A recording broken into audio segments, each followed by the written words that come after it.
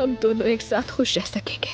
ऐसा मत कहो ज़मरुद, ऐसा मत कहो। हम दोनों बहुत खुश थे। अगर ये ना होता तो हमारी खुशियों का दौर खत्म हो गया है तान। जब भी हमें लगा कि एक साथ खुश रहेंगे तभी कोई सानिया हो जाता है। मगर क्या हमने वो सारे हाथ इकट्ठे उबूर नहीं किए थे? क्या हम मौत के मुंह से वापस नहीं आए थे? क्या तुम इतनी आसानी से हार जाओगी? नहीं मालूम। अच्छा होता अगर हम दोनों दोबारा कभी न मिलते।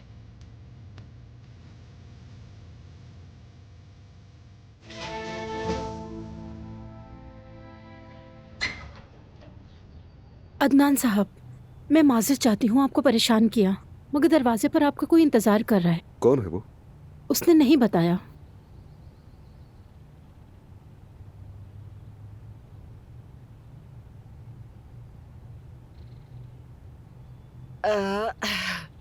मेरी वही प्यारी लड़की लौट आई। सुबह बखैर मेरी जान, कैसी हो तुम? अब तबीयत तो ठीक है ना तुम्हारी?